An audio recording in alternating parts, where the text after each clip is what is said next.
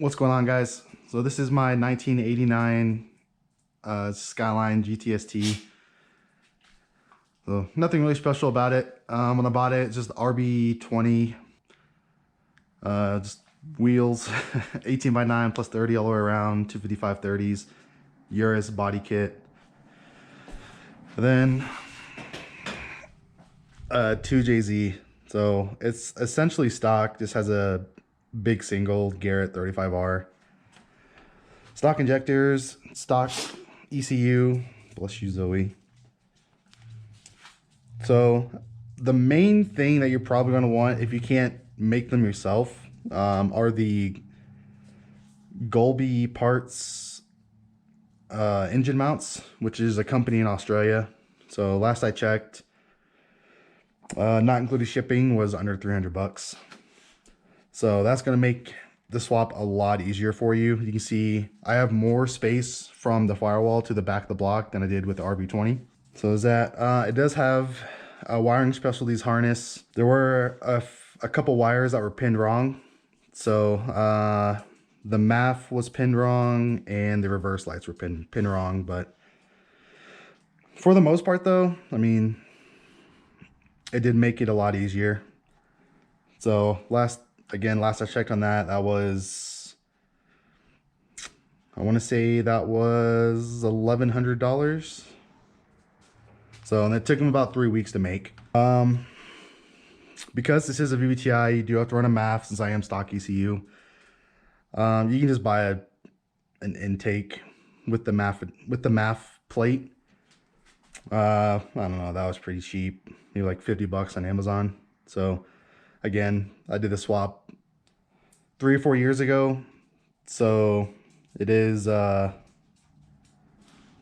has been some inflation on some of these parts.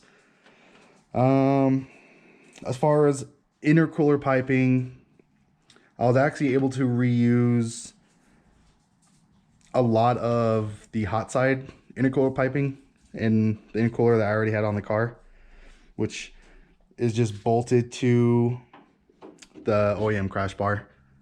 And then I know some friends that were just able to make the cold side for me.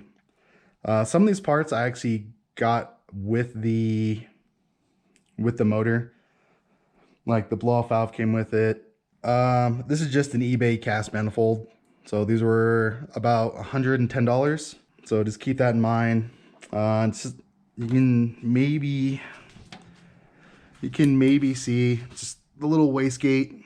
It's just a 2-bolt wastegate, nothing crazy. So I do plan on changing that later on, but for now, I mean, it works. So it does what I need it to do. Put this up. So some of the things that you have to do is just make your own fuel lines. So super easy.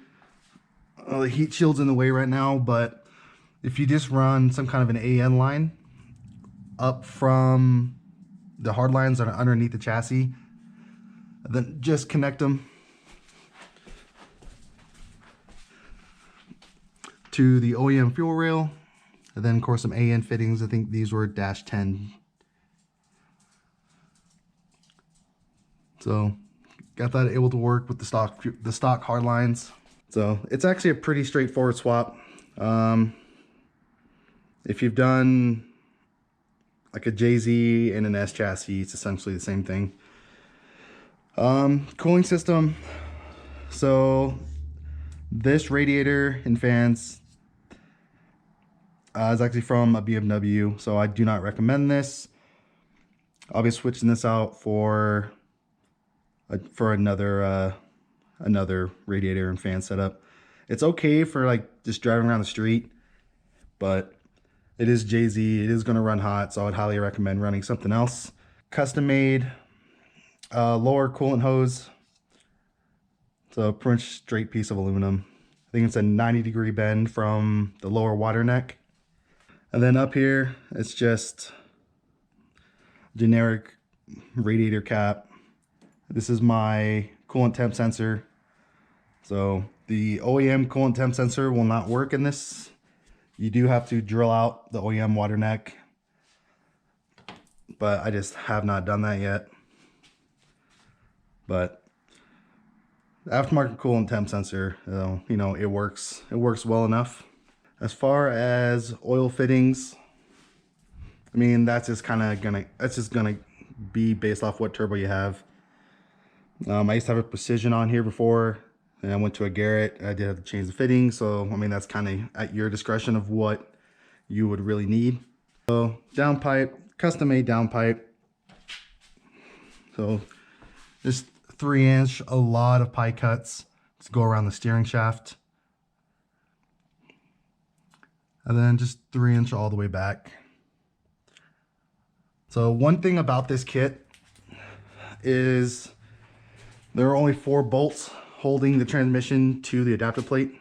So that is one thing to kind of keep in mind. It does work. The transmission mount was custom made. So, I mean, if you have any fabricator friends, I'm sure they'll be willing to help you out on this. So for the transmission, this is the, like I said, it's the Collins adapter. So, but this is the one where you do not cut your bell housing. So just keep that in mind. And I really don't think they make that kit anymore. But because of that, the shifter does sit pretty far back. I had to trim the center console out a little bit. If you ran the Serial 9 shifter, it would probably sit another maybe 2 inches closer to the middle. So you wouldn't really necessarily need to trim this, but just keep that in mind. I don't know what kit that this has, because it honestly came with the CD when I bought it. And then just an eBay shifter with an impulse shift knob. So 1320. I wanted to run the shift knob, so I had to change the thread pitch. So I did this and just bring it forward just a little bit. So just keep that in mind. The exhaust is just, let's see if I can get a good view.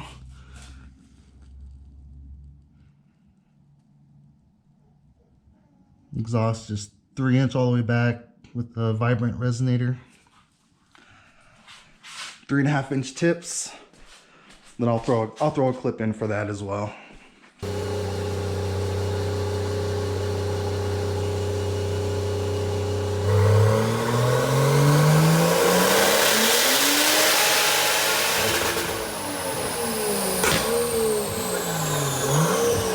For the most part, this runs all OEM sensors. The wiring harness and the engine mounts were the biggest things. So again, wiring specialties, Goleby engine mounts. And then pretty much from there, and the adapter kit, everything's pretty much going to be there. It's going to have to be fabricated. So yeah, so from there, the Goleby motor mounts, the Collins adapter kit, the eBay cast manifold are going to be pretty much the main parts that you need. And turbo, if you go single turbo on it. I really don't think single turbo or the factory twins will fit in this engine bay because of the brake booster. But yeah, so once you do that, everything else is pretty much going to have to be custom made. The drive shaft was custom made from a local drive shaft shop. I just sent them the measurements, everything I needed, and then they had it back within, I don't know, a few days. For a decent price. I think it was like $150, $170. So just a steel drive shaft, nothing special. So yeah, that's really pretty much it.